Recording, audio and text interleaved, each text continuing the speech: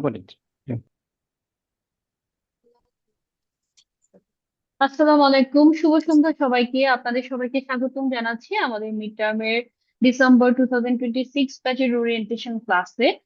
আজকের এই ওরিয়েন্টেশন প্রোগ্রামে আপনারা যারা জয়েন করেছেন, আপনাদেরকে আমি বলতে চাই যে আপনাদের আসলে স্বপ্ন পূরণের পথে আপনারা আরো একটা স্টেপ এগিয়ে এসেছেন আর কি। হ্যাঁ, এটা শুধু একটা নির্দিষ্ট ওরিয়েন্টেশন ক্লাস না, এটা আপনাদের মিড টার্মকে নিয়ে স্বপ্ন, আপনাদের এফসিপিএস পাস করা নিয়ে একটা ফেলোশিপ অর্জনের যে স্বপ্ন, এটার পথে আপনারা আরো এক ধাপ এগিয়ে এসেছেন। আমাদের আমরা এই যে রিসেন্ট আমাদের অভিজ্ঞতা থেকে যে বলতে পারি, আমাদের মিড টার্মের যে ইজি এই যে বিষয়টা ছিল, এটা দিনকে দিন আসলে কঠিন থেকে কঠিনতর হচ্ছে।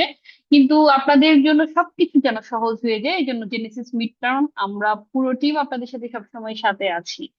আমাদের আজকের প্রোগ্রামে আমি আপনাদের হোস্ট হিসেবে আছি ডক্টর ফারহানা জেরিন। আমি চিটাগং মেডিকেল কলেজে অ্যাসিস্ট্যান্ট রেজিস্ট্রার পোস্টে আছি। আমি গত জুলাই 24-এ জেনেসিস এর সাথে মিড টার্ম পাস করেছি। আমি ডিসিএস কমপ্লিট করা আপাতত অ্যাসিস্ট্যান্ট রেজিস্ট্রার পোস্টে চিটাগং মেডিকেলে আছি। যাই হোক, আসলে এত লম্বা আমাদের, আমরা সবাই জানি আপনারা যারা এবার ভর্তি হয়েছেন সবারই মোটামুটি প্রায় 2 বছর শেষ বা শেষের পথে। আপনারা ডিসেম্বরের পরীক্ষায় বসবেন।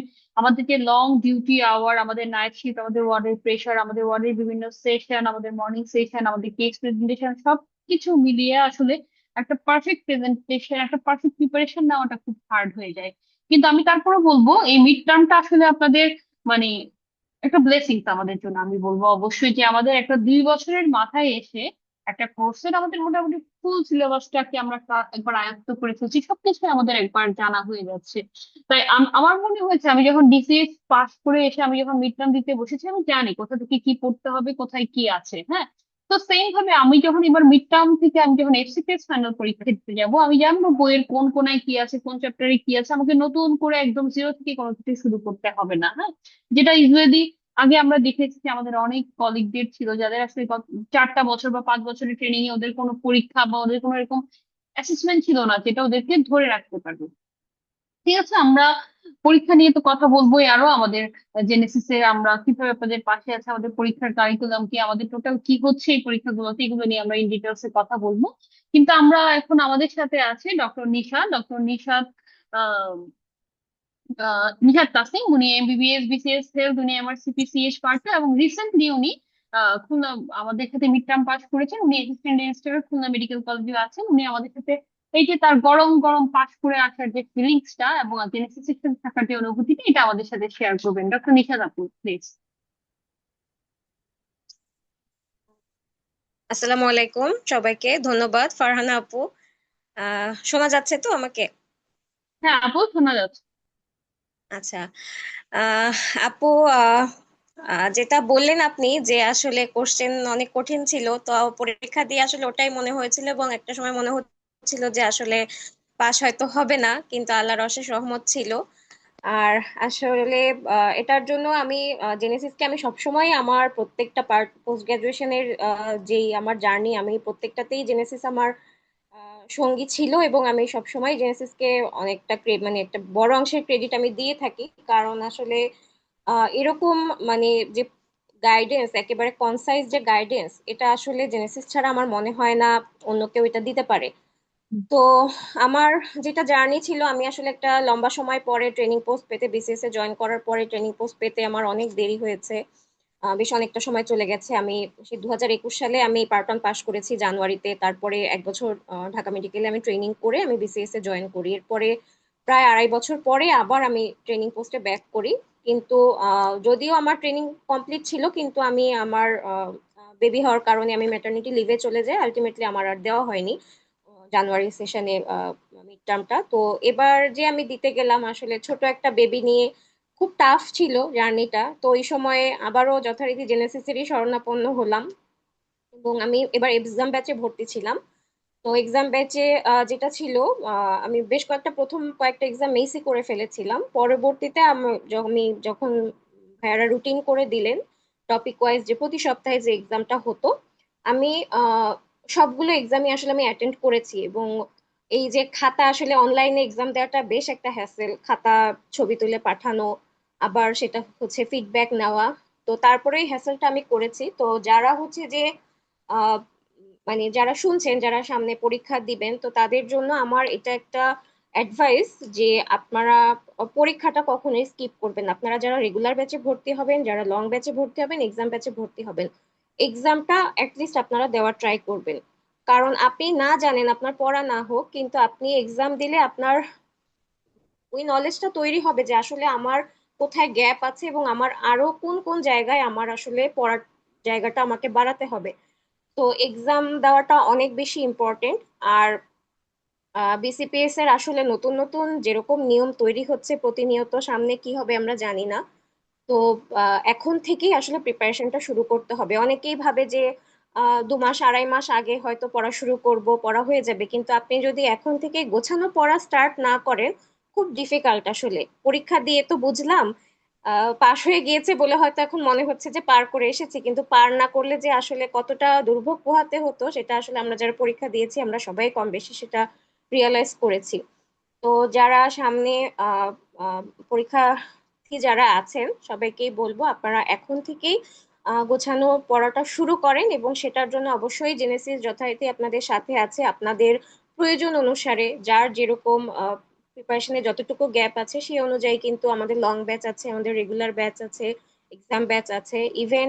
আর সব থেকে ইম্পর্টেন্ট পার্ট যেটা, অসপি ব্যাচ, যেটা যেটা যারা লং ব্যাচে ভর্তি হন তারা হয়তো অস্পিড ক্লাস করতে পারেন, কিন্তু আসলে কি হয় ওই সময়ে অনেক দিন ধরে ক্লাসগুলো হয়, অনেক কিছু আমরা ভুলেও যাই, ক্লাস শেষ হয়ে যায়, অনেক কিছু ভুলেও যাই, কিন্তু এক্সামের পরে যে অস্পির ব্যাচটা, এই ব্যাচটা ছাড়া আসলে কিন্তু প্রিপারেশন কমপ্লিট হয় না। আমি যেটা বলেছিলাম ওই দিন, গিফারি ভাই জানেন, আমি ফিলিংস শেয়ারের সময় বলেছিলাম যে ভাইয়ারা যদি ওই 6টা দিন যে ক্লাসগুলো নিয়েছেন ওইটা যদি আমি ফলো না করতাম, আমি আসলে পরীক্ষার হলে স্যারদের সামনে গিয়ে দাঁড়াতে পারতাম না।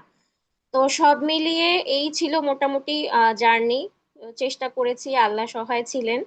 আর এই তো আর কি। তো সবার জন্য শুভকামনা যারা সামনে পরীক্ষার্থী আছেন, অল দ্য বেস্ট। এবং আপনাদের যে কোনো প্রয়োজনে আমরা অবশ্যই আপনাদের পাশে আছি সবসময়, যে কোনো সময় আমাদেরকে আপনারা নক করতে পারেন, আমরা আমাদের যতটুকু আছে আমরা হেল্প করার ট্রাই করব। ধন্যবাদ আপু। ধন্যবাদ ডাক্তার নিশাদকে। আপনাকে আমার কংগ্রেচুলেশন, একটা কঠিন পরীক্ষা দিয়ে পার করে এসেছেন। কারণ আমি জানি আমার যে পরীক্ষার্থীরা ছিল আমার ডিপার্টমেন্টে, আমি সবার সাথে খুবই ওতপ্রোতভাবে আসলে রিলেটেড ছিলাম। ওদের আপস এন্ড ডাউনস গুলো আমি দেখেছি, এবং পরীক্ষা যে আসলে কঠিন হয়েছে এটা নিয়ে কোনো ডাউট নেই। এবং প্রতিবারই যখনই যে এক্সামিনি গুলো আসছে, আমার আজকে ট্রেনিং এর প্রায় আমি নিজে মিড টার্ম দেওয়ার পর আরো 2 বছর যাচ্ছে, এবং প্রতি সেশনেই প্রশ্ন কিন্তু কঠিন হচ্ছে, স্ট্রাকচার কঠিন হচ্ছে।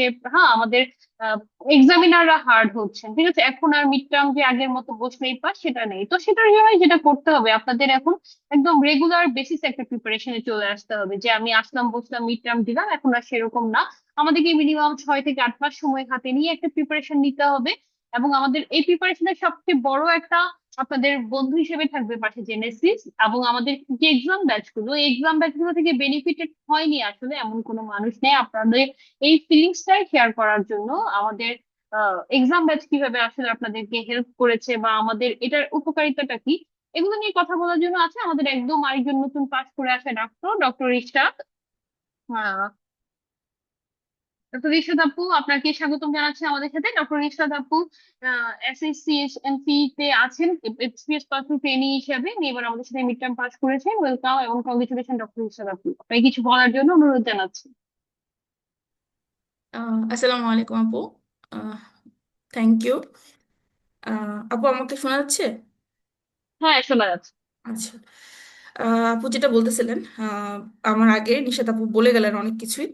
আসলে এটাই আসলে আমার কাছে মনে হচ্ছে যে আমার আগে যারা পরীক্ষা দিছে, প্লাস হচ্ছে এর আগেও আমাদের যারা পরীক্ষা দিছে রিসেন্ট 2-3 ব্যাচ ধরে, সবাই আমাদেরকে এটাই বলতেছে যে এক্সাম আসলে দিন দিন আসলে হার্ড হচ্ছে। এবং আমারও এক্সাম দেওয়ার সময় এটাই ফিল হয়েছে যে অ্যাকচুয়ালি সিলেবাস অনেক ভাস্ট, অনেক কিছু আমাদের রিটেন, এসবিএ প্লাস হচ্ছে অসপি, অস্কি সবকিছুর জন্য মিলে আসলে মানে অনেক কিছু পড়ার মতো আছে। এবং এটা আসলে কোথা থেকে আমরা পড়বো, কি পরিমাণ পড়বো, কারণ এসবিএ সলভের জন্য আসলে আলাদা করে কোথাও কোনো প্র্যাকটিস কিছু নাই। সো জেনেসিসের এক্সাম গুলাই আসলে এসবিএ প্র্যাকটিসের জন্য হচ্ছে মানে একটা মাত্র জায়গা যেখানে হচ্ছে যে এসবিএ গুলো সলভ করা যায়। আর যদি কোনো প্রবলেম থাকে তাহলে তো পরবর্তীতে সলভ ক্লাস আছেই। সো এসবিএ আমার কাছে মনে হয়েছে যে এসবিএ আমাদের পার্ট ওয়ানের জন্য গেম চেঞ্জার ছিল। সো এসবিএ আমার কাছে মনে হয় যে সবসময় এসবিএ একটা গেম চেঞ্জার পয়েন্ট। সো এসবিএটা আমাদেরকে জেনেসিসে যেভাবে একদম প্রথম থেকে প্রত্যেকটা ক্লাসের সাথে পড়ানোর সাথে যে কোন কোন টপিকগুলো আমরা রিটেনের জন্য পড়বো, কোন কোন টপিক থেকে এসবিএ আসার সম্ভাবনা বেশি, এই যে এইভাবে আমাদেরকে আস্তে আস্তে এসবি এর জন্য প্রিপেয়ার করা, আমার কাছে মনে হয়েছে এটা হচ্ছে one of the turning point যে এক্সামে ভালো করার জন্য এই এসবি এর জন্য প্রিপেয়ার থাকাটা খুবই খুবই জরুরি। আর তারপরে রিটেনের জন্য আমাদের ট্রেনিং, আমরা যে যেখানে ট্রেনিং করতেছি, ট্রেনিং এর নলেজ প্লাস আবিদ স্যারের বই প্লাস প্রিভিয়াস কোশ্চেন সবকিছু মিলে জেনেসিস আমাদেরকে মোটামুটি ভাবে মানে আমরা একটা রিটেন কোশ্চেন কিভাবে লিখবো, কতটুকু লিখবো, আমার কাছে মনে হয়েছে যে পড়া তো নিজে নিজে অনেক কিছুই আমরা অনেকে চাইলেও আমরা পড়তে পারি, কিন্তু অ্যাকচুয়ালি কোনটা পড়বো আর কোনটা পড়বো না, আর কোনটা কতটুকু পড়বো আর কতটুকু লিখবো, এই যে জিনিসটা একদম হাতে ধরে আমাদেরকে জেনেসিস শিখিয়ে দিয়েছে। যে এক্সাম হলেও আমার কাছে মনে হচ্ছে যে এই জিনিসটা যদি আমি আগে থেকে প্রিপেয়ার্ড না থাকতাম, যে অ্যাকচুয়ালি কোন কোশ্চেনের অ্যান্সার আমি কতটুকু লিখবো, নয়তো এই মানে পার গ্রুপে 5টা করে কোশ্চেন, 4 গ্রুপে টোটাল 20টা কোশ্চেন, এইটুকু টাইমের মধ্যে সবগুলো কোশ্চেনের টাইম ম্যানেজমেন্ট করা কিন্তু মানে আগে থেকে যদি রেডি না থাকা যায় তাহলে কিন্তু, বা আগে থেকে যদি এই আইডিয়াটা না থাকে যে আমি কোন নাম্বারের জন্য কতটুকু লিখবো, কোন একটা লং মানে যেটা আমার 5 নাম্বারের জন্য সেটা কিভাবে লিখবো, যেখানে ডায়াগনোসিস সেটা কিভাবে লিখবো, এই আইডিয়াগুলো কিন্তু আমাদের জেনেসিস আগেই আমাদেরকে রেডি করে দিচ্ছে। যার কারণে এক্সাম হলে আমার কাছে মনে হচ্ছে এটা সবার জন্যই অনেক বেনিফিটেড হয়েছে, যারা আমরা ক্লাস করছি, যারা আমরা ওইভাবে প্রিপারেশন নিছি, আমাদের জন্য এটা খুব ভালো একটা ছিল। আমার এক্সামের আগের দিনও ভাইয়া, গিফারি ভাইয়া যখন ফোন দিয়েছিলেন, তখন ভাইয়া আমাকে একটা কথাই বলছেন যে আপু, কোনটা কতটুকু লিখতে হবে এটা খেয়াল রাখবেন এবং সম্পূর্ণ সবকিছু লিখে আসার চেষ্টা করতে হবে। এবং আসলেও তাই, আমরা আহ, যদি এই জিনিসটা খেয়াল না রাখতাম তাহলে হয়তো সময়ের মধ্যে সবকিছু লিখে কাভার করে আসতে পারতাম না। আর তারপর হচ্ছে যে অস্পির কথা যদি বলি একটু, অস্পিও হচ্ছে মোটামুটি একটা ভাস্ট সিলেবাস, হ্যাঁ, এবং অস্পি তো আমরা তো জানি যে আমাদের একদম আহ, 10টা স্টেশন, খুবই কম টাইম, মানে ওই টাইমের মধ্যে আমরা যদি আগে থেকে প্রিপারেশনটা ভালো না রাখি, ওই টাইমের মধ্যে চিন্তা করে এক্সাক্ট অ্যান্সারটা লিখা, মানে এটা হচ্ছে ওই যে রিফ্লেক্সের মতো হইতে হয়, যদি ভালো প্রিপারেশন না থাকে তাহলে কিন্তু ওইটা ওইভাবে আমাদের আসে না। তো অবশ্যই আল্লাহর রহমত যে আল্লাহ আমাদেরকে পার করছে, কিন্তু যারা নেক্সট পরীক্ষা দিবেন, প্রিপারেশন নিবেন, আমার কাছে মনে হয় যে কনফিডেন্সটা আমাদের তখনই আসে যখন আমরা অনেক বেশি প্রিপেয়ার্ড থাকি। আমরা যদি প্রিপেয়ার্ড না থাকি, আমাদের যদি প্রিপারেশনটা ভালো না থাকে, তাহলে কিন্তু আমরা কনফিডেন্টলি সবকিছু ফেস করতে পারি না।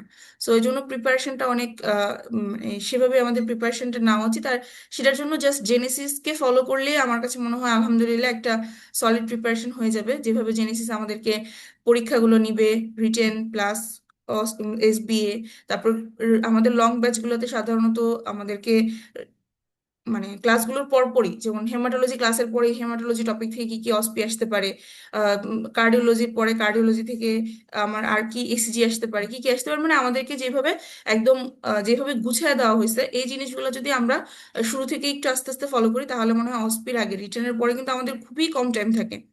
মানে রিটেনের পর, রিটেন আসলে খুব বেশি মানে কনফিডেন্ট হয়তো হওয়া যায় না, কারণ রিটেন প্রশ্ন অনেক কিছুই দেখা যায় যে একটু এলোমেলো হয়ে যায়, পরে সবকিছু মিলায় আর কি একটা ভালো নাম্বার আসবে কিনা, আমি আদৌ পাশ করবো কিনা, এটা একটা দ্বিধাদ্বন্দ্ব থাকে। এরপর রিটেনের রেজাল্ট দেওয়ার পর কিন্তু খুব একটা সময়ের হাতে থাকে না, 2-3 দিন বা 4 দিন এরকম সময় হাতে থাকে। তো এই 2-3 দিন 4 দিন সময় কিন্তু আপনি ওইভাবে প্রিপারেশন নিতে পারবেন না যদি আপনার আগে থেকে অন্তত একবার দুইবার ক্লাসের সাথে দেখা না থাকে, জিনিসগুলো কোনটা কোনটা পড়তে হবে সেই জিনিসগুলো আমাদের হাইলাইট করা না থাকে।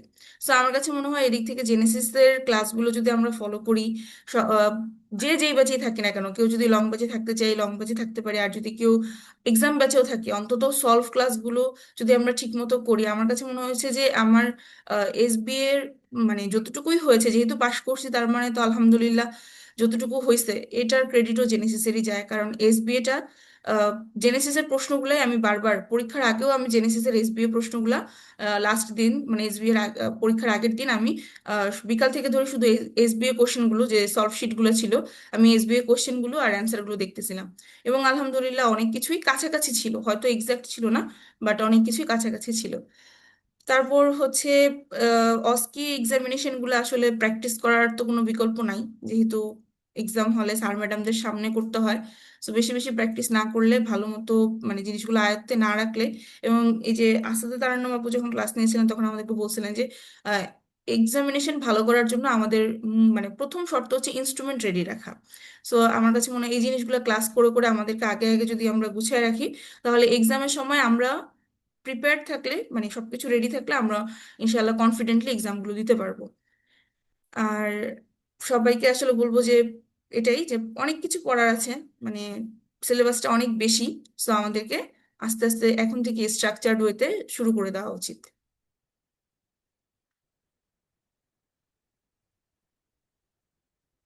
আচ্ছা, জেরিন আপু। থ্যাংক ইউ নিশাত আপু, এবং আবার কংগ্রেচুলেশনস আপনাকে।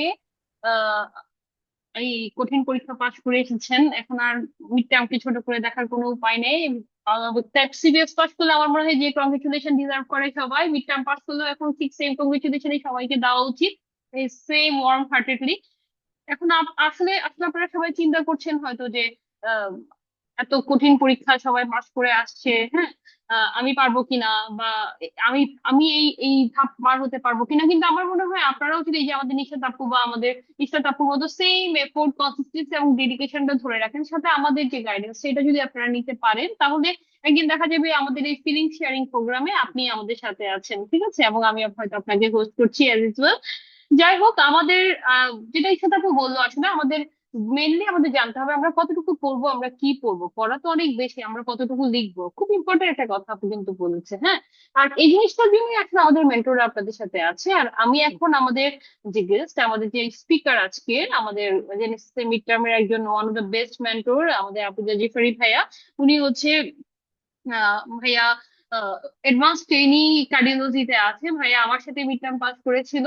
ভাইয়া আজকে আপনাদের সাথে বলবে যে ঠিক কোন স্ট্র্যাটেজিতে পাস করলে আপনারা খুব দ্রুত এখানে আমাদের সাথে ফিলিং শেয়ারিং পার্টে চলে আসতে পারবেন। সালাম আলাইকুম আপু, শোনা যাচ্ছে? হ্যাঁ, শোনা যাচ্ছে ভাইয়া। ওকে, থ্যাংক ইউ আমাকে কথা বলার সুযোগ দেওয়ার জন্য। আমাদের সাথে আজকে অনেকগুলো পরিচিত অপরিচিত মুখ আছেন, তো সবাইকে আজকে প্রোগ্রামে স্বাগত জানাচ্ছি। আজকে এই প্রোগ্রামে আমি থাকবো। আমরা সবাই পুরো সেশন জুড়ে আপনাদের সাথে থাকবো। আমি ডাক্তার আবুজার গিফারি। আমি পড়াশোনা করেছি রংপুর মেডিকেল কলেজ থেকে। Part one mid term complete করেছি। এখন বাংলাদেশ শিশু হসপিটাল অ্যান্ড ইনস্টিটিউটে অ্যাডভান্স ট্রেনিং পিডিয়াট্রিক কার্ডিওলজিতে আছি। এইবার আহ, পরিসংখ্যান দিয়ে একটু শুরু করি। সেটা হচ্ছে, এবার পরীক্ষা দিয়েছিল 91, 91 জন পরীক্ষা দিয়েছিল।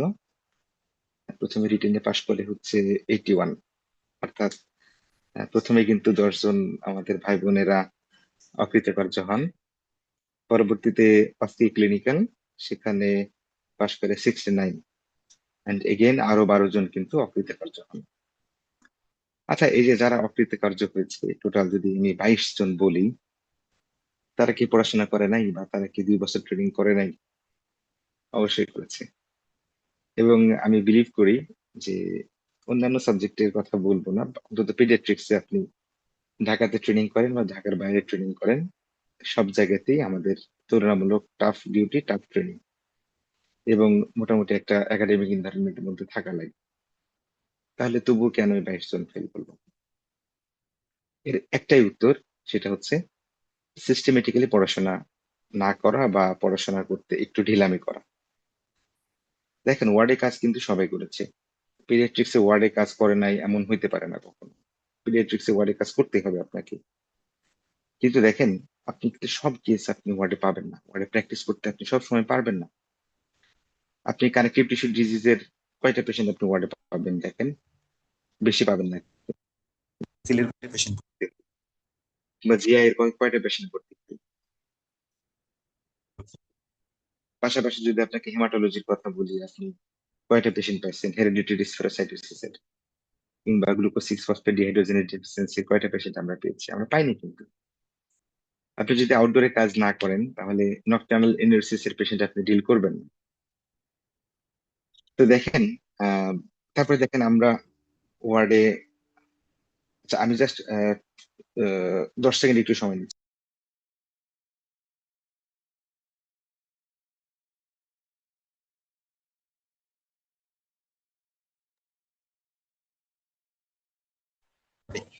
তো যেটা বলতেছিলাম, আমার বিশেষ আমি আপনারা শুনতে পাচ্ছেন? ওকে। তো যেটা বলছিলাম, যে দেখেন আমরা কিন্তু সিস্টেমেটিক্যালি আসলে ওয়ার্ডের পাশাপাশি পড়াশোনা করব, রেগুলারিটি মেনটেন করে, এই জিনিসটা খুব কঠিন আমাদের জন্য। কিন্তু আপনাকে যখন পরীক্ষা দিতে হবে, আপনাকে রিটেনের মতো করেই পড়তে হবে, এবং আপনি একটা নির্দিষ্ট পরিমাণ মার্কস না পাইলে কিন্তু আপনি পাশ করতে পারবেন না। আপনি ওয়ার্ডে অনেক বেশি সিনসিয়ার, অনেক বেশি কাজ করেন আপনি, কিন্তু আপনি সিস্টেমেটিক্যালি পড়তেছেন না, তাহলে দেখবেন রিটেনে আপনি ভালো করতে পারবেন না। আপনি অনেক বেশি কাজ করছেন কিন্তু সিস্টেমেটিক্যালি আপনি কাউন্সেলিং পার্টটুকু আপনি জানছেন না, আপনি হিস্ট্রি টেকিং পার্টটুকু করতেছেন না, আপনি এক্সামিনেশন গুলো আপনি করতেছেন না প্র্যাকটিস, তাহলে আপনি ওয়ার্ডে যত বেশি কাজ করেন না কেন, আপনি আপনার সিনিয়র, আপনার কলিগ, আপনার স্যার ম্যাডাম যারা আছে তাদের কাছে যত বেশি আস্থা ভাজন হন না কেন, আপনার জন্য পাশ করা কিন্তু কঠিন হয়ে যাবে। এই জায়গাটাতে জেনেসিস আপনাদেরকে হেল্প করার জন্য প্রস্তুত। কিরকম হেল্প? আমি সবসময় বলি যে জেনেসিস কিন্তু এমন জিনিস পড়াবে না যেটা আপনি কোনোদিন পড়েন নাই, বা একেবারেই আপনার কাছে অজানা বিষয়গুলো, কিন্তু এরকম না।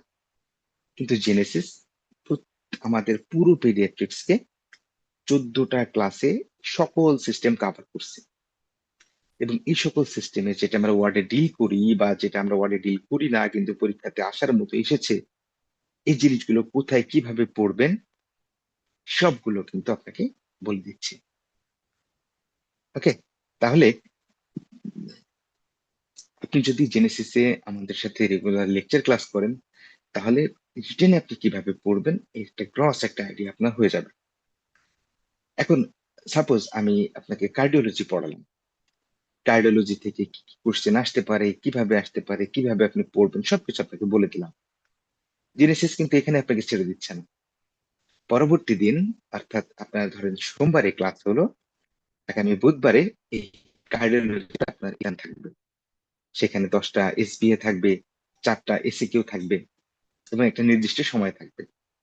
এই সময়ের মাঝে আপনাকে পরীক্ষাটা দিতে হবে। শুধুমাত্র তাই না, আপনি পরীক্ষা দিলেন, আপনি তো কিছু ভুল করবেন, বা আপনার ভালো করে জানা দরকার এই জিনিসটা কিভাবে লিখলে ভালো হতো। এই জন্য জেনেসিস একটা ওই কোশ্চেনের উপরে সলভ ক্লাসের ব্যবস্থা করছে। এই কোশ্চেনে কি আসছে, কি অ্যান্সার হতো, এই অ্যান্সারটা কিভাবে লিখলে আপনি ভালো মার্কস পেতেন, এইভাবে আপনাকে সলভ ক্লাসের মাধ্যমে পুরো জিনিসটা আপনাকে ক্লিয়ার করে দিবে। শুধুমাত্র তাই না, এখানে রিভিউ এক্সাম, আমাদের রিভিউ এক্সাম থাকে 3টা। হ্যাঁ, রিভিউ এক্সাম মানে হচ্ছে আপনি ধরেন 5টা ক্লাস করলেন, 5টা ক্লাসের পরে একটা রিভিউ এক্সাম থাকবে 5টার উপরে। এরপরে ষষ্ঠ থেকে দশম ক্লাসের উপরে রিভিউ এক্সাম 2 থাকবে, 11 থেকে 14তম ক্লাসের উপরে রিভিউ এক্সাম 3 থাকবে। এই রিভিউ এক্সাম গুলো দিলে কি হবে, অনেকগুলো লেকচার একসাথে আপনার পড়া হয়ে যাবে। শুধুমাত্র তাই না, একদম লাস্টে আমাদের মডেল টেস্ট থাকবে, অর্থাৎ পুরো 14টা এক্সামকে আমরা 7টা করে ভাগ করে ফেলবো। প্রথম 7টার উপরে এসবিএ এসিকিউ কোশ্চেন থাকবে, মডেল টেস্ট 1 2। তারপরের 7টার উপরে মডেল টেস্ট 3 মডেল টেস্ট 4 থাকবে, এবং সব শেষে মক টেস্ট থাকবে 2টি, একটি হচ্ছে এসবিএ এর উপরে, আরেকটি হচ্ছে এসিকিউ এর উপরে। এই টোটাল কারিকুলামে আমাদের রিটেন পার্টটুকু শেষ হবে। আমি যদি খুব শর্টলি বলি, আপনি জাস্ট আপনার ওয়ার্ডের পাশাপাশি, আপনার রেগুলার ডিউটি পাশাপাশি, আপনি জাস্ট জেনেসিস কে ফলো করবেন। আপনাকে 6 মাস অবশ্যই অবশ্যই সময় দিতে হবে আপনাকে। মানে এমনটি ভাবার কোনো সুযোগ নেই যে আমি ভাই ওয়ার্ডে অনেক বেশি কাজ করছি, আমি লাস্টে 1 মাস পড়লে হয়ে যাবে। তখন দেখবেন আপনি পড়াশোনা গুছাইতে পারেন নাই, আলটিমেটলি কিন্তু আপনি হতাশ হয়ে যাবেন। এই জন্য আমরা সবসময় বলি আপনি 5 থেকে 6টা মাস আপনি হাতে নেন, 6টা মাস আপনি নিজেকে সময় দেন। আমরা আপনারা আমাদের সাথে আমাদের সিলেবাসকে ফলো করুন, আমাদের শিডিউলকে ফলো করুন, দেখেন প্রিপারেশন আপনার এমনিতেই হয়ে যাবে ইনশাল্লাহ।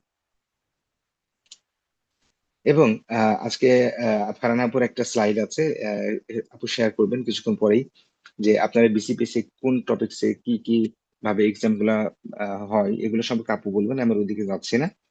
জেনেসিস আপনাকে তাহলে কিভাবে সার্ভিস প্রোভাইড করবে? জেনেসিস আপনি যখন অ্যাডমিশন নিয়েছেন তখন আপনি নিশ্চয়ই একটা আইডি এবং পাসওয়ার্ড পাইছেন। এই আইডি পাসওয়ার্ড দিয়ে আমাদের জেনেসিস পিজি.ইনফো এই ওয়েবসাইটে আপনি লগ ইন করলে দেখবেন শিডিউল চলে আসবে আপনার, আপনার কবে কোন ক্লাস, কিভাবে, কোশ্চেন সহ চলে আসবে আপনার। ঠিক আছে, আপনি কোশ্চেনে পরীক্ষা দিবেন, পরীক্ষা দিয়ে আমাদেরকে পিডিএফ করে আমাদের ওখানে নাম্বার দেওয়া আছে, আমাদের মিস্টার মামুন আছেন আমাদের এক্সিকিউটিভ অফিসার, ওনার কাছে আপনি পিডিএফ করে পাঠিয়ে দিলে হবে। ওই পিডিএফ আমাদের মেন্টরের কাছে দিয়ে দেওয়া হবে, মেন্টর খাতা দেখে আপনাকে ফিডব্যাক দিবে। যারা ঢাকাতে আছেন তাদেরকে আমি অলওয়েজ বলি, আপনার এই 6টা মাস একটু কষ্ট করুন, আমাদের সেন্টারে আসেন, অফলাইনে ক্লাস করেন, অফলাইনে এক্সামিনেশন করেন, দেখেন আপনার প্রিপারেশন অনেক ভালো হবে। একটু কষ্ট করেন। যারা একান্তে আসতে পারবেন না আর যারা ঢাকার বাইরে থাকবেন, তারা কিভাবে প্রিপারেশন নেবেন? আপনারা আমাদেরকে ফলো করবেন, আমাদের শিডিউলকে জাস্ট ফলো করবেন। যখন যেটা যেভাবে পড়তে বলবো আপনি সেভাবে পড়বেন। প্রয়োজনীয় সকল পিডিএফ আপনাদেরকে প্রোভাইড করা হবে। পাশাপাশি আপনাদের কাছে তো বই আছেই, আপনারা জাস্ট জেনেসিসকে ফলো করুন। আপনারা আমাদের উপরে আস্থা রেখেছেন, আপনারা জাস্ট জেনেসিসকে ফলো করুন, দেখবেন জেনেসিস আপনার প্রিপারেশন কমপ্লিট করে দেবে ইনশাআল্লাহ। সব শেষে আপনাদের নিজেদের অধ্যাবসায়, আপনার নিজেদের সবচেয়ে বেশি যেটা প্রয়োজন সেটা আপনার নিজের প্রচেষ্টা। আপনি যদি একটা জিনিস মাথায় ঢোকান তাহলে পাশ করা খুব কঠিন হয়ে যাবে, যে আমাদের মিড টার্মে তো ভাই ক্যারি অন সিস্টেম আছে, আমি যদি এবার পাশ না করি নো প্রবলেম, আমি আমার ট্রেনিং করে যাব, পরে এবার আবার পরীক্ষা দিব। এই জিনিসটা যদি আপনার মাথায় ঢুকে, এই পোকাটা যদি আপনার মাথায় ঢুকে, আপনার মাথায় পড়া আর ঢুকবে না। কারণ একটা জিনিস মনে রাখবেন, আপনি যেবারই পরীক্ষা দেন না কেন, পরীক্ষার একটা স্ট্রেস আপনাকে নেওয়া লাগবে। এবং আমরা সেই first year, medical first year থেকে স্ট্রেস নিয়ে, আপনি নিশ্চয়ই এতদিনে বুঝেছেন যে পরীক্ষার স্ট্রেসটা অনেক বেশি স্ট্রেস। আমরা চাই যে এই স্ট্রেস আমরা দ্বিতীয়বার নিব না। একবারই আমি স্ট্রেস নিব, একবারই প্রস্তুতি নিব, একবারই পরীক্ষা দিব, একবারই পাশ করে যাবো ইনশাল্লাহ। আপনাদের যে কোনো সমস্যা, যে কোনো প্রয়োজন, সব সময় আমরা আপনার মেন্টর আপনাদের পাশে থাকবো। এই সেশনটা আমরা আশা করছি যে আপনাদের সাথে খুব সুন্দর একটা সময় কাটবে আমাদের। আর যে কোনো প্রবলেম, যে কোনো যাই আপনাদের মনে হবে না কেন, আপনারা নির্দ্বিধায় আমাদের সাথে শেয়ার করতে পারেন। তো প্রিয় চিকিৎসক বৃন্দ, আমরা কথা খুব বেশি বাড়াবো না, আমাদের একটা পিপিটি প্রেজেন্টেশন আছে, আপু দিবেন। আপনারা আমাদের মিড টার্মের পরীক্ষাটা আসলে কিভাবে কন্ডাক্ট করা হয় আপনারা সেখানে দেখতে পাবেন। তো আশা করছি আমাদের সাথে আপনাদের সময়টি ভালো কাটবে। সবাই ভালো থাকবেন, সুস্থ থাকবেন, আপনাদের জন্য অনেক অনেক শুভকামনা। সালাম আলাইকুম। ওয়ালাইকুম সালাম, ধন্যবাদ ভাইয়া। আসলে ভাইয়া যেটা বললো যে একই কষ্ট বারবার করা আসলে খুবই কঠিন, সেজন্য আমি সবসময় সব সেশনের প্রথমে একটা কথা বলি যে first chance is the best chance. আপনি প্রথমবারে এমন ভাবে ঝাঁপিয়ে পড়বেন যেন এটাই আপনার লাস্ট হয় এবং এটাই সবচেয়ে বেস্ট হয়। হ্যাঁ, সেকেন্ড টাইম অত কিছু সামলিয়ে ওয়ার্ড সংসার আমাদের মেয়েদের জন্য তো আরো কঠিন। আর আমাদের এখানে নাজমুল সাকিব ভাইয়া, আপনি একটা প্রশ্ন করেছেন যে পেরিফেরিতে আসলে আপনি কিভাবে করবেন যেখানে আসলে ট্রেনিং এর কোয়ালিটিটা একটু ভালো না। তো ওটার জন্য আমরা বলছি সব জায়গায় তো আসলে ট্রেনিং কোয়ালিটি সেম হয় না। যেগুলো বড় হাসপাতালগুলোতে আমরা যে সুযোগ সুবিধাগুলো পাই ওগুলো আসলে আমরা ছোট হাসপাতালে তুলনামূলক কম পাই। কিন্তু এটার জন্যই আমরা ওই যে বিপরীত ভাবে বললো, আপনারা 6 মাস ধরে অন্তত লেগে থাকেন আমাদের সাথে, 6 মাস ধরে আমাদের সাথে রেগুলার থাকেন, ক্লাসগুলো করেন। আমাদের এখানে প্রতিটা ক্লাসে শেষে অস্ত্রি নিয়ে অনেকবার কথা বলা হয়, কোন টপিক নিয়ে কিভাবে অস্ত্রি পড়তে হবে, প্রতিটা টপিকের শেষে আমরা অস্ত্রি নিয়ে বলে দিই। তো এটা আশা করি আপনি যদি 6টা মাস আমাদের সাথে ট্রেনিং করেন, আমাদের পরীক্ষাগুলো দেন, এই জিনিসটা এতটা কঠিন আপনার জন্য হবে না। ক্লিনিক্যালি কেস দেখার জন্য আপনাকে যেটা করতে হবে, হয়তো আপনি জেলা সদর হাসপাতাল থেকে বা আপনি যেখানে ট্রেনিং করছেন আপনি একটু ডিস্ট্রিক্ট হাসপাতালে এসে আপনার বন্ধু বা আপনার অন্য কোনো কলিগ থেকে তাদের সাথে আপনি রেগুলার বেসিসে রোগী দেখতে পারেন, এক্সামিনেশন করতে পারেন। বা আপনি যদি এক্সামিনেশন প্রসিডিওর গুলো জেনে থাকেন, ওটা আপনি আপনার ওখানে যে রোগীগুলো আছে ওগুলোর উপরই করতে পারেন। মিড টার্মে কিন্তু আমরা জানি আমাদের কোনো ফাইন্ডিংস সহ রোগী দেয় না, এখনো পর্যন্ত দেয় না। আমাদের একটা নর্মাল রোগী দেয়, ওটার উপরই আমাদের জাস্ট কমিউনিটি সহ প্রসিডিউরটা করে দেখাতে হয়। তার মানে আপনার কি করতে হবে, আপনার হাত পাকা আছে কিনা, আপনি প্রসিডিউরটা পারছেন কিনা, এটাই আসলে দেখবে। তাহলে আপনি প্রসিডিউরটাই আপনার ওখানে যে অ্যাভেলেবল রোগীগুলো আছে ওগুলোর উপর ফলো করেন 6 মাস ধরে। আশা করি আপনার জন্য জিনিসটা এত কঠিন হবে না।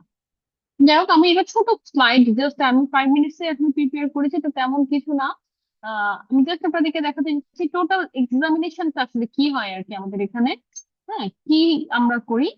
আহ, তবে এটা তো আমরা আসলে আমাদের আজকে প্রোগ্রামের ইন্ট্রোডাকশন অলরেডি আজকে হয়ে গেছে।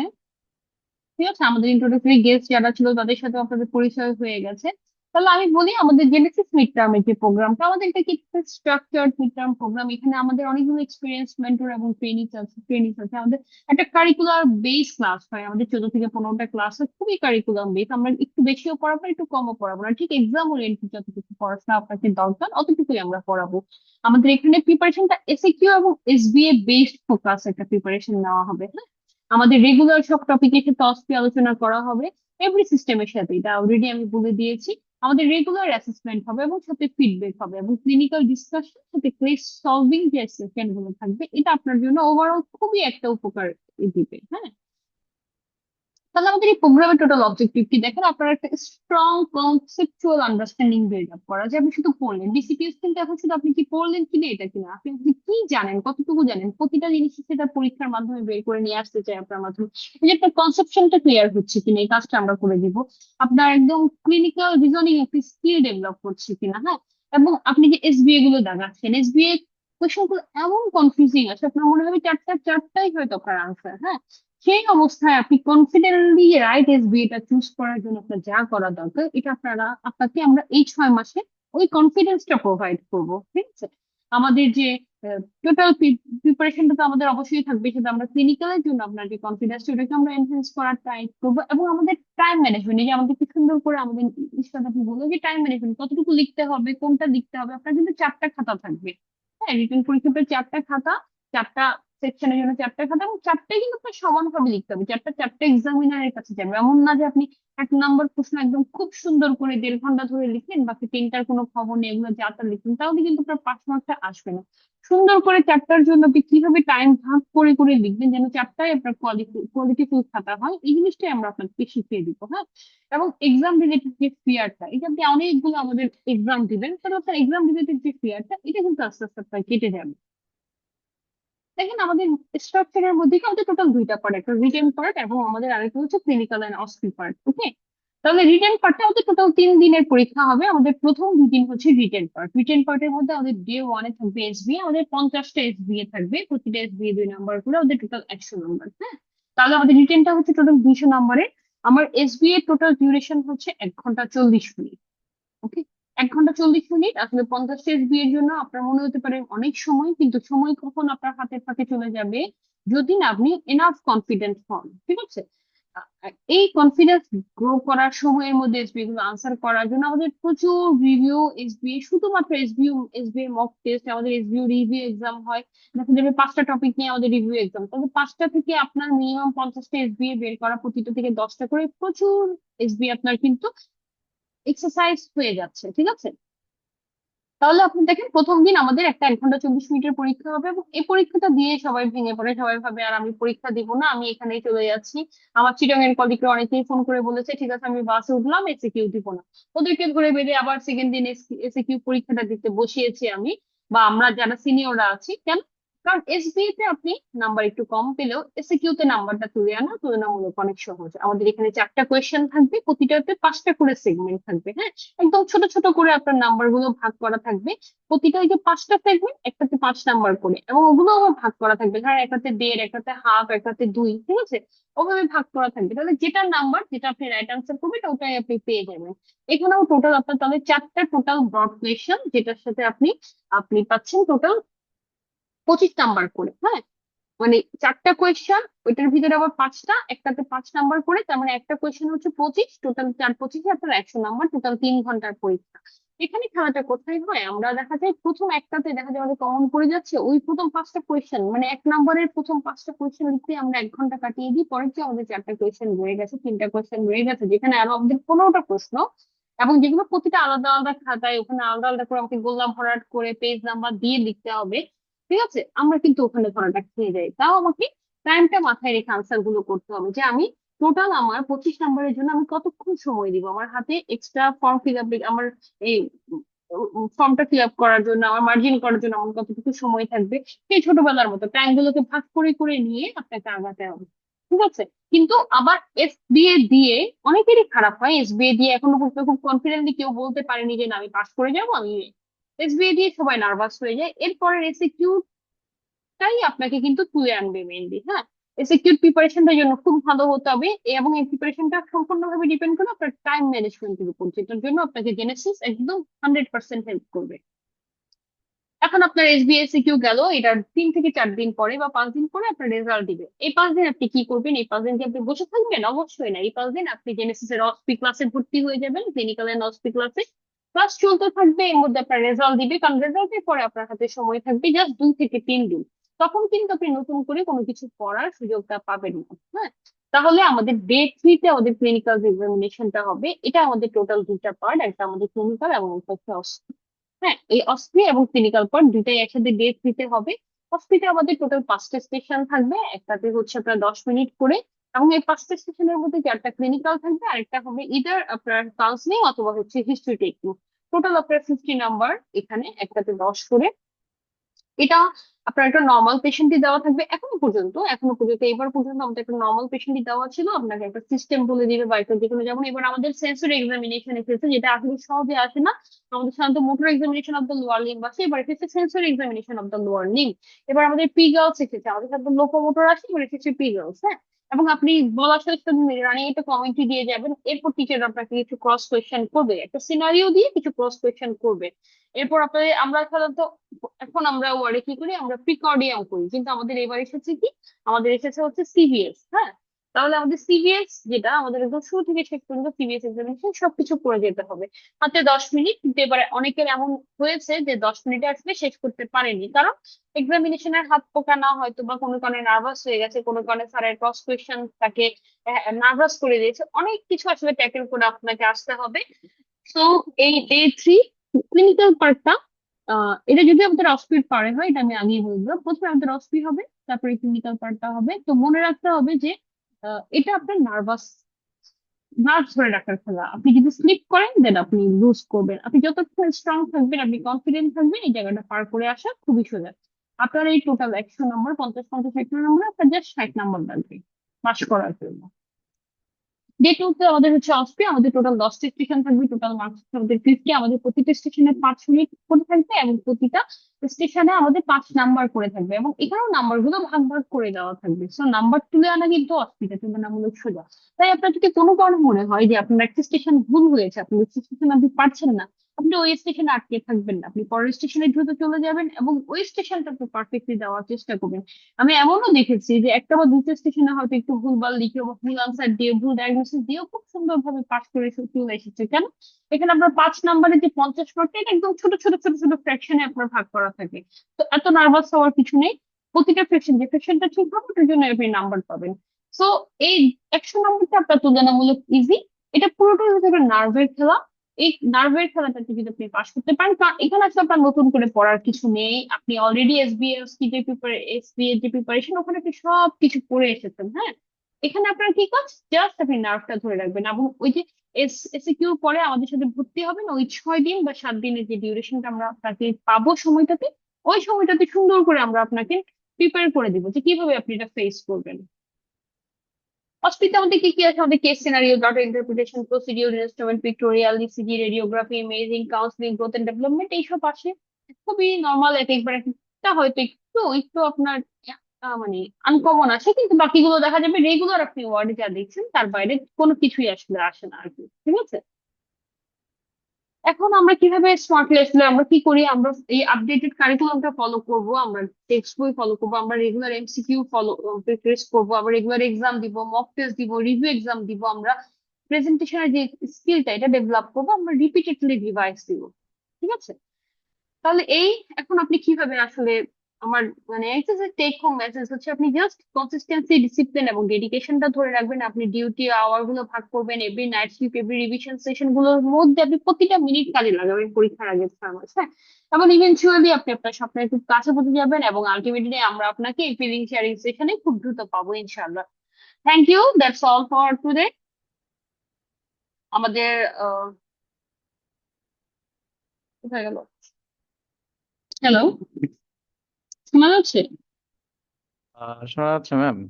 হ্যাঁ, ঠিক আছে, আমাদের আজকের সেশনটা এই পর্যন্তই ছিল। আমি ধন্যবাদ জানাতে চাই নিশাত আপুকে, ইশরাত আপুকে এবং হচ্ছে জেফারি ভাইয়াকে, আপনাদের সুন্দর কমেন্টের জন্য এবং সুন্দর ফিলিং শেয়ারিং এর জন্য। এবং আমাদের সাথে আজকে যারা জয়েন করেছে, আশা করি আপনারা সবাই আমাদের এখান থেকে মোটিভেটেড হয়ে আমাদের ওরিয়েন্টেশন ক্লাসে আমাদের ব্যাচে ভর্তি হবেন এবং আমাদের সাথেই থাকবেন, যেটা আলটিমেটলি আপনাদেরকে মিড টার্ম পাশে অনেক অনেক বেশি হেল্প করবে। ধন্যবাদ সবাইকে। আমাদের আজকের সেশনটা আমরা এখানেই শেষ করছি। আল্লাহ হাফেজ, আসসালামু আলাইকুম। চ্যাট বক্সে কিছু ইয়ে আসছে, একটা দেখুন। টেড বক্সে? আচ্ছা, আমি এটা তো ভুল কারণ আমি এটা খুলতে পারতেছি না। আচ্ছা, ওকে। না, এসএ কিউ দেন আলু ভাই। এসএ কিউতে কিন্তু কোনো অপশন থাকবে না। হ্যাঁ, আপনার চারটার মধ্যে চারটারই আনসার করতে হবে আর কি। ঠিক আছে, এখানে কোনো ফিফথ নাম্বারের অপশন থাকে না। আপনার চারটার মধ্যে চারটারই অপশন আনসার করতে হবে এবং চারটাতে আপনার প্রতিটাতে 5টা করে অপশন থাকবে আর কি। আমি আহ একটা কোয়েশ্চেন আসলে আপনাদেরকে দেখাতে পারলে খুব ভালো হতো। জাস্ট মিনিট, আমি দেখি। ভাইয়া, আমি কি আর একটু শেয়ার করতে পারবো? মামুন ভাই। জি ম্যাম, আপনাকে একটু হোস্ট করা আছে। আপনার ডিভাইসটা তো হ্যাং করছে কিনা, এখন স্ক্রিন আমার তো ডিভাইস, দেখা না না যাচ্ছে। না না না, দেখা যাচ্ছে না মামুন ভাই। ক্লিয়ার না ম্যাম, পুরোপুরি ক্লিয়ার দেখা যাচ্ছে না। এখন ঠিক আছে, কাকে এখন এখন এখন ঠিক ঠিক আছে। আছে? আচ্ছা, জাস্ট মিনিট।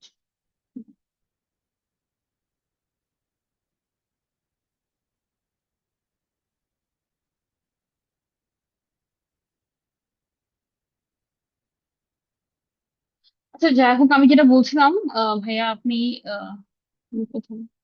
হুম, এখানে হচ্ছে আমাদের টোটাল চারটা অপশন থাকবে। চারটার মধ্যে হচ্ছে আপনাকে আহ প্রতিটাতে 5টা করে আপনার ইয়ে থাকবে, আগে প্রশ্ন থাকবে। প্রশ্নগুলো ছোট ছোট প্রশ্ন থাকবে। যেমন আমি একটা প্রশ্ন আপনাকে একটু পড়ে শোনাই, আমি এটা আপনাকে একটু দেখাতে পারছি না। যেমন ধরেন আমাদের আহ একটা প্রশ্ন ছিল, 1 নম্বর প্রশ্ন, ওখানের মধ্যে হচ্ছে প্রথমে দুটো, একটা হচ্ছে two physiological mechanism of jaundice এবং হাউ ফটোথেরাপি রিডিউসেস বিলিরুবিন। এটা মিলে হচ্ছে এ। হ্যাঁ, বি তে হচ্ছে আবার three clinical features of cephalhematoma, what are the fates of cephalhematoma and mention 5 different points of rickets and scurvy. এটা হচ্ছে বি।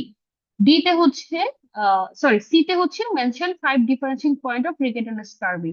ডি তে হচ্ছে make a table differentiating bacterial, viral and tubercular meningitis of CSF. এবং ইতে হচ্ছে what is Glasgow scale and is interpret. তাহলে এটা 1 নম্বরের মধ্যে আপনার টোটাল 5টা প্রশ্ন। এখানে 3 2 2 3 1 এভাবে ভাগ করা আছে আর কি। ঠিক আছে, এটাই। আর আরেকটা যেটা আপনার প্রশ্ন ছিল, প্রশ্ন হচ্ছে, হ্যাঁ, এক্সাম ব্যাচ অবশ্যই অ্যাভেলেবল। আপনি শুধু এক্সাম ব্যাচেই আপনি ভর্তি হতে পারবেন। এটা হচ্ছে আমাদের আরেকটু পরে গিয়ে শুরু হবে, তখন আপনাদেরকে আমরা আবার জানানো হবে আমাদের ফেসবুক পেজে। সেখানেই হচ্ছে আপনারা এক্সাম ব্যাচে আবার ভর্তি হতে পারবেন এবং এক্সাম ব্যাচ গুলো আপনার রেগুলার রিভিউ ক্লাস হবে। না, অস্পির জন্য যে আলাদা ক্লাসগুলো, ওগুলো 1 to 2 মান্থ আগে স্টার্ট হয় না। আমাদের অস্পির ক্লাসগুলো আমরা রেগুলার এই ব্যাচগুলোর সাথে অস্পি প্রতিটা টপিকের সাথে, যেমন আমি হয়তো গ্যাস্ট্রোর ক্লাস নিবো, আমি গ্যাস্ট্রোর সাথে আপনার গ্যাস্ট্রো রিলেটেড যে অস্পি গুলো আছে ওগুলো আমরা দেখিয়ে দিব, বলে দিব সবকিছু আপনার রিলেটেড যে অস্পি গুলো আসতে পারে। এবং আমাদের রিটেনটা শেষ হওয়ার পরে, মানে আমাদের এসবি এর পরে আমাদের একটা 5 থেকে 6 দিনের ব্যাচ ব্যাপী অস্পি এবং ক্লিনিক্যাল ক্লাস শুরু হয়। একটা ছোট কোর্স হয়। ওই কোর্সটা আপনার একদম একটা ক্রাশ কোর্সের মতো, ওইটা আপনার অস্পির আগে কাজে লাগবে, কিন্তু সেটা আমাদের রিটেনের পরে শুরু হবে। আলাদা করে 1 2 মাস আগে ওরকম কোনো অস্পি ক্লাস আমাদের হবে না। Thank you. আর কারো কোনো প্রশ্ন আছে?